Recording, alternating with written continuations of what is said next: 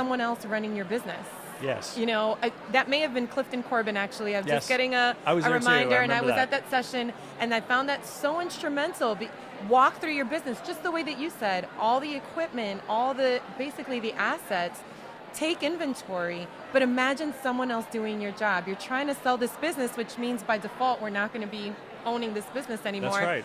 How do I sell to David, how do you do my job?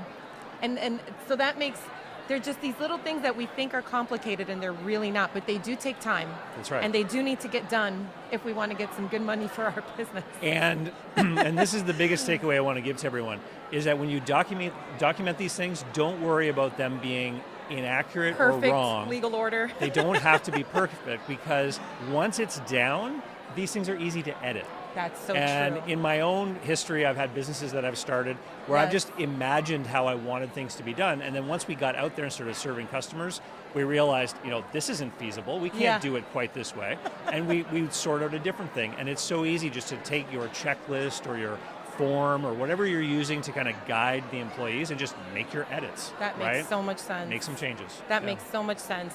Well, David, I'm a trademark attorney, so I want to ask you a little bit about this.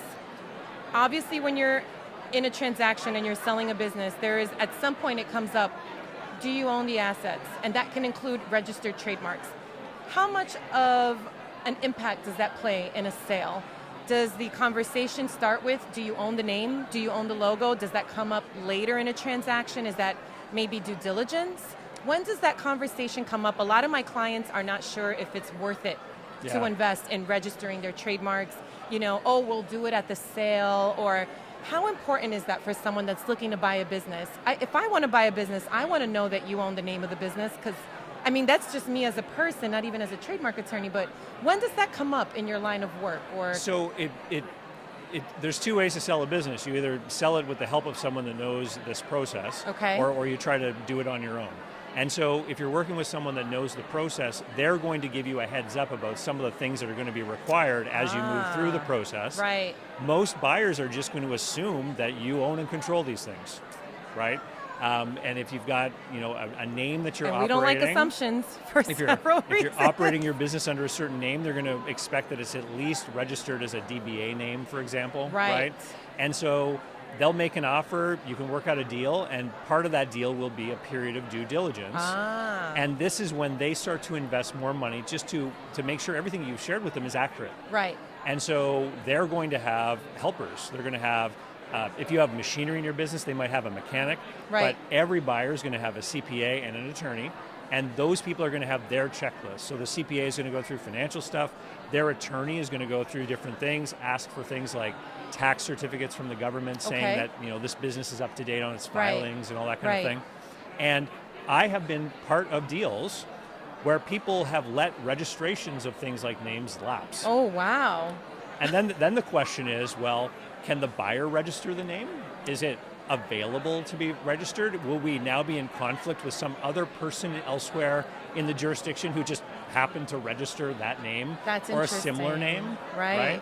And so whether that's a deal killer or not is going to depend on who the buyer is and what they intend to do. So if you have the best pancakes in the east of the Mississippi or something, and the buyer is some big entity that thinks that they're going to turn your little business into a franchise brand, and they love the name. Then for them, that trademark could be very important. Right. If it's going to be someone who's just going to run the business like you do and not really change much and stay in that local community, it may not be a deal killer. Okay. So really it depends on who that buyer is, what they intend to do. They may even have the idea that they want to modify or change the brand going forward, right? And so that's what it's going to come down to. I love that. Well, that's really practical. And I also think about it in terms of when people are maybe in a rush to sell, which is never the way you should be selling your business. But as you know, in real estate, are there short sales in businesses as they are in real estate? And if that's the case, you kind of want all your ducks in a row if you want to cash out quickly. But does that happen? Well, so businesses that are not good businesses that don't perform, they typically aren't sold, they just close. Right? So again, it's that cash flow that's important. sometimes a business can own assets, like you've got inventory, machinery, a customer list. Right. Even if you don't make money, that stuff might be worth something to someone. Maybe a competitor in town that's in the same industry or the next town over. Right. But in that kind of transaction, they're typically not looking to take over the brand of a failing business. Right. Right? And then we're really just talking often about a bill of sale situation where it's like, yeah, I'm going to buy your stuff and take your list and here's some payment for that.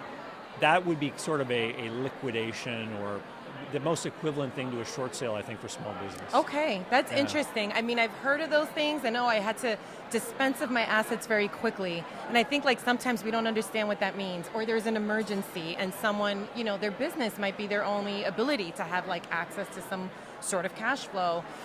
So I'm in the services business, and I know we talk a lot about products, but what would be some of your tips for those of us who are in the services business where sometimes it's difficult to show things? We don't have like a tangible object that we sell, or perhaps we're not in the restaurant business, but for those of us like here at FINCON, coaches, lawyers, accountants, bookkeepers, what are some of the tips that you would maybe offer us if someday I'm a lawyer and I think if I ever decided I didn't want to run a law firm, or maybe I'd get some offer I couldn't refuse, it might be something I might want to entertain someday because I want to retire or I want to spend some more time with my family.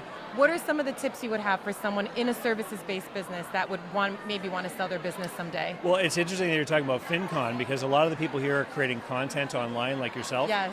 And so what they end up with is a very personality-driven business. Yes. And so the person who is the owner is often the face of the business. People see that face, they relate to that person. And if you're doing some kind of customer service, like if people find you online and they like your message, Lorraine, they're going to want Lorraine to file their trademark application, right? And so a buyer's going to come into that situation and say, wow, there's incredible risk here if I buy Lorraine's business and she goes, right? And so there needs to be a plan. So I can never retire, David? Well, the plan has to look like this. I don't plan to, but... either you grow to the point where you are not ubiquitous with your brand. So you start to have other people that join you in making content.